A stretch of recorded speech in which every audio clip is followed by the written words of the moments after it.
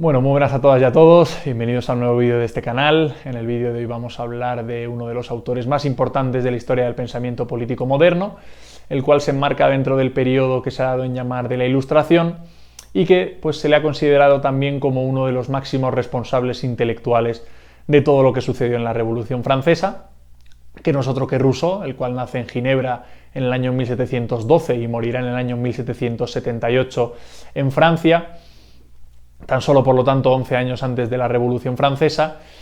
Y bueno, pues en términos personales siempre se le considera como un tipo que tuvo un estilo de vida muy particular, muy controvertido. Él se convierte al catolicismo muy joven, lo cual le obliga a tener que exiliarse de Suiza, de Ginebra. Y eso pues hará que viva prácticamente toda su vida en Francia, también trabajará y visitará países como Italia, como Inglaterra, lo cual pues le permitirá pues acceder a un ambiente intelectual muy fuerte, generando vínculos con las figuras más importantes de aquella época en términos culturales, en términos intelectuales. Y pues bueno, muchas de ellas destacan, ¿no?, estas características tan complejas y tan complicadas de su personalidad que le hizo, pues en última instancia, tener muchos problemas personales con varias de estas figuras, ¿no? De alguna manera también Rousseau, esa decisión que toma tan particular y tan curiosa de entregarse a un modo de vida austero y a un modo de vida alejado, digamos, de los vicios de aquella época, pues también nos muestra, ¿no?, esa particular personalidad, ¿no?, que tenía este tipo que le tocó vivir, es verdad, en un periodo muy importante y muy trascendental para la historia de la filosofía y para la historia de la política, ¿no?, que es el periodo de la Ilustración, es el periodo previo a la Revolución Francesa, es el siglo XVIII, que se caracteriza fundamentalmente pues, por la hegemonía en términos políticos de las clases sociales de la aristocracia y del clero, todas estas tuteladas por la voluntad y por el poder absoluto del monarca, en el caso francés de Luis XIV, Luis XV y también posteriormente Luis XVI, que entraba de alguna manera en contradicción con todo lo que estaba sucediendo en términos de la sociedad civil en aquel siglo, en el sentido de que estaba comenzando a crecer de manera exponencial una nueva clase social que era la de la burguesía, que en términos sobre todo económicos, pero también en términos culturales, científicos, estaba de alguna manera ayudando a dinamizar de una manera muy acelerada las sociedades europeas de aquella época, y por lo tanto pues no se correspondía, ¿no?, este papel tan importante de la burguesía en un sentido económico, productivo y comercial con ese poder absoluto de la aristocracia, la monarquía y del clero, ¿no?, que de alguna manera estaban comenzando a presentarse como unas clases sociales parasitarias, unas clases sociales improductivas, y que, pues, de alguna manera, el objetivo de los filósofos y de los pensadores políticos de aquel siglo, como Locke, como Montesquieu, como Rousseau también, por supuesto, era cómo construimos un tipo de sociedad que se ajuste a esta nueva estructura social, a esta nueva estructura, económica, donde la burguesía pues, tiene que ser también la clase social que hegemonice también en términos políticos y en términos sociales, ¿no? Por lo tanto, pues Rousseau se enmarca dentro de esta corriente de pensamiento, que es la Ilustración. Sin embargo, Rousseau es un autor muy particular porque, más allá de ser un fundador de esta nueva concepción de la política, digamos, liberal, también es la primera persona que comienza a identificar de manera muy clara las posibles contradicciones que puede tener este nuevo régimen político, ¿no?, del liberalismo, tales como las desigualdades, el tipo de ser humano individualista y competitivo, ¿no?, una serie de cuestiones que posteriormente pues, los autores críticos del siglo XIX pues, pondrían encima de la mesa con mayor intensidad, ¿no? Sin embargo, pues Rousseau, en sus primeros escritos sobre todo, que son súper interesantes, ¿no?, que es el discurso sobre las artes y las ciencias y también el discurso sobre los orígenes de la desigualdad, pues digamos que hace una crítica social y cultural no solo a esa sociedad aristocrática y dominada por el clero, sino también a ese modo de organización política creciente que es la del liberalismo, que genera pues también un tipo de sociedad que Rousseau identificaba que podía tener contradicciones, ¿no? En este primer sentido, pues los elementos fundamentales de la teoría política de Rousseau pues son, en primer lugar, un enfrentamiento directo con todo lo que había planteado Hobbes en términos de la naturaleza humana. Como veíamos en el vídeo de Hobbes, lo que planteaba este autor era que el ser humano en estado de naturaleza era un ser egoísta, era un ser que priorizaba de manera total y absoluta su preservación y su seguridad de alguna manera depredando o compitiendo pues permanentemente por una serie de recursos que son limitados, ¿no? En esa idea de que el hombre es un lobo para el hombre, que nos planteaba Hobbes. Sin embargo, Rousseau lo que hará será intentar ofrecer una visión alternativa sobre el estado de naturaleza del ser humano, y para ello lo que hará será analizar históricamente o intentar comprender cómo eran los seres humanos en un estado prepolítico, antes de que se corrompieran, digamos, por los elementos más nocivos de las sociedades avanzadas. Y aquí es donde llega a la conclusión de que efectivamente en el ser humano existe una voluntad de autoconservación y de garantizar la seguridad, ¿no? Bajo esa idea del amor propio que nos plantea Rousseau, pero también al no existir la percepción del éxito, del fracaso, de lo que tengo yo, de lo que tiene el otro, de esas envidias que pueden generarse en una relación entre dos personas, al no existir todo eso porque no existía la propiedad, pues lo que nos plantea Rousseau es que el ser humano vive o hace florecer sentimientos como la empatía, la cooperación, la solidaridad, etcétera, etcétera, ¿no? Y además es interesante esto porque posteriormente en los estudios sobre la prehistoria que se han hecho recientemente, pues se muestra, ¿no?, que efectivamente existía un carácter muy cooperativo entre las comunidades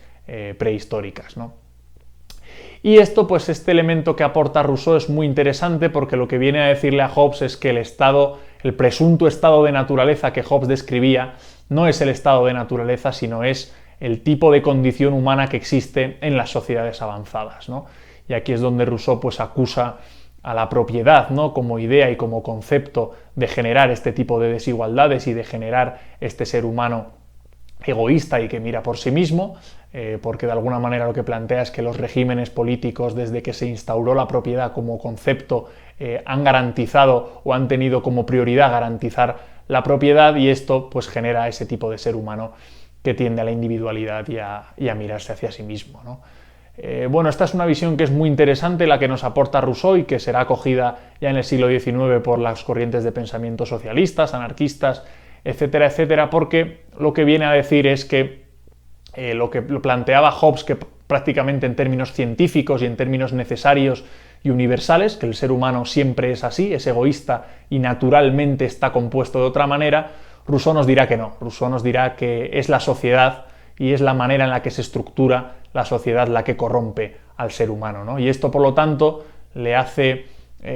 concluir con que el ser humano es un ser perfectible, es un ser que puede mejorar, es un ser que por medio de la educación y por medio de cómo construye un Estado, por ejemplo, puede mejorar y puede organizarse de otra manera y priorizarse otro tipo de valores más comunitarios o más cooperativos.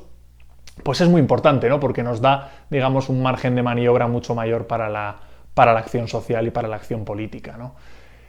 Por lo tanto, pues Rousseau nos aportará su visión también sobre el contrato social diferente a la de Hobbes. Para él la prioridad será cómo garantizar la libertad y la igualdad en un Estado, en un régimen político, y para ello la única solución que encontrará Rousseau es que el soberano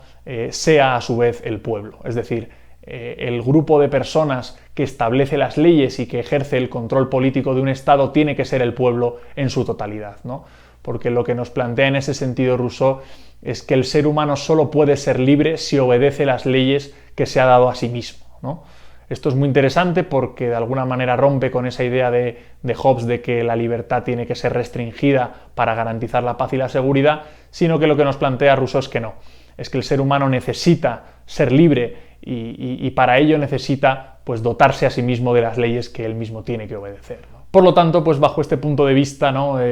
Rousseau lo que nos plantea es que la soberanía no puede ser ejercida por un monarca que de manera arbitraria decida cuáles tienen que ser las leyes que rijan el Estado, pero tampoco, ¿no?, y esto es muy interesante porque se opone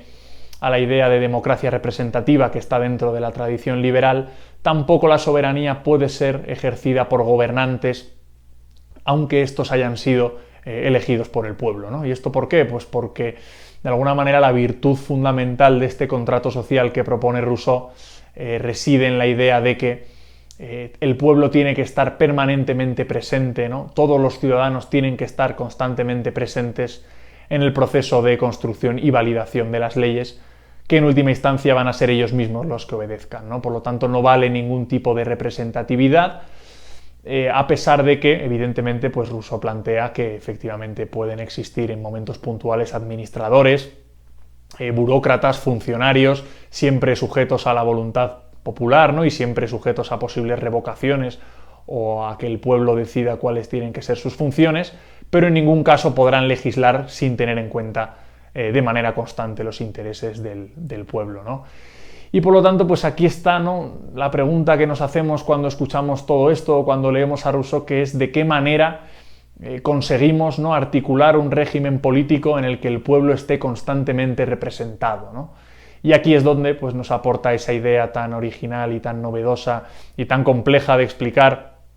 por su carácter abstracto, que es la de la voluntad general, ¿no? La voluntad general es el concepto fundamental del pensamiento político de Rousseau, que hace referencia, por lo tanto, como digo, pues a una idea abstracta que tiene que ver con el patriotismo, que tiene que ver con la voluntad de construir una ética común que trascienda a la mera suma de los intereses particulares de cada uno de los miembros, lo cual es un principio también esencial del liberalismo. Dentro del liberalismo se plantea como virtud esencial el pluralismo, en el sentido de que la sociedad se construye en base a la suma de los intereses particulares de cada uno de los individuos, pero Rousseau lo que nos planteará es que es imposible construir una comunidad si ésta está basada en que los ciudadanos miren exclusivamente y de manera permanente en su interés particular, ¿no? Por lo tanto, en este sentido, pues la manera que tiene Rousseau de ofrecernos una sociedad basada en la libertad, pero también en la igualdad, es proponer que efectivamente a la hora de legislar, a la hora de participar democráticamente y de deliberar, todos los ciudadanos tienen la obligación de dejar a un lado sus preferencias personales y sus intereses particulares y de alguna manera sacar, ¿no?, esa voluntad general, ¿no?, esa percepción de qué es lo bueno para lo común y para el pueblo, que, como digo, tiene que estar presente permanentemente, según Rousseau, en estos procesos de participación democrática y popular. Lo que pasa que, claro, con Rousseau nos encontramos ante una serie de limitaciones, en el sentido de que en esa voluntad totalizante y de homogeneizar el pueblo en una voluntad sola, no existen los intereses, no existen las facciones, no existen los partidos, porque de alguna manera existe una igualdad lo suficientemente manifiesta como para que no existan desigualdades y diferencias, ¿no? Sin embargo, nos damos cuenta que en las sociedades modernas, en las sociedades actuales, las diferencias entre los intereses son tan notables y son tan grandes que es muy complicado plantear un escenario donde efectivamente podamos plantear una voluntad general, ¿no?, una voluntad común que trascienda a todos los individuos y que pueda aunarse, digamos, como una sola voz, ¿no? Por lo tanto, es aquí donde nos encontramos un poco las limitaciones del pensamiento de Rousseau, que también es verdad que él mismo en su teoría, como digo, manifiesta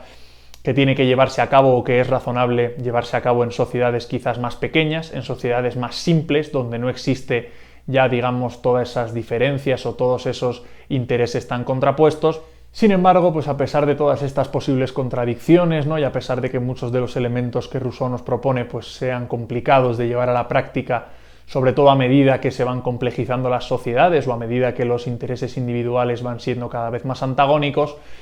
a pesar de eso, pues el pensamiento político de Rousseau pues es fundamental para la historia de la teoría política, porque por una parte nos plantea esa idea de la soberanía popular, es decir, que el poder reside verdaderamente en el pueblo. De la mano de esto también inaugura el debate sobre si es conveniente que la sociedad civil, es decir, los ciudadanos, estén cerca o no del Estado, en el sentido de si es conveniente que los ciudadanos participen constantemente de la legislación y de los procesos legislativos, o si por el contrario es conveniente algún tipo de representatividad mayor, lo cual también, pues todas estas advertencias de Rousseau servirían también para la democracia liberal, en el sentido de que y pueden llegar a ayudar a identificar, digamos, los posibles vicios elitistas en los que pueda caer una democracia, ¿no?, incorporando en muchos lugares del mundo pues una mayor participación popular. Y también, pues como comentábamos al principio, esa idea de la perfectibilidad, esa idea de que el ser humano puede mejorar, esa idea de que las instituciones, digamos que afectan, ¿no?, a la manera en la que se organiza la sociedad, pues también sería un elemento muy importante para la teoría marxista, para la teoría anarquista y para cualquier tipo de pensamiento que de alguna manera sea crítico con la democracia liberal representativa, ¿no? Por tanto, bueno, estas son las líneas fundamentales del pensamiento político de Rousseau. Como vemos, es un pensamiento muy complejo, muy abstracto, que cabalga constantemente entre la teoría y la práctica, entre la crítica a lo que hay y la propuesta de lo que puede haber, pero siempre con muchas dificultades y ajustada a una serie de condiciones que se tienen que dar de base, que pueden no darse. Por lo tanto, como digo, es un pensamiento que es muy complejo, pero que tiene una gran importancia en la historia de la teoría política. Así que nada, si os ha gustado el vídeo y queréis ver un poco cómo Marx, digamos que incorporará muchos de los elementos que habla Rousseau, pues nada, darle me gusta, suscribiros al canal y todas esas cosas que hay que hacer en YouTube, y nos vemos en el próximo vídeo.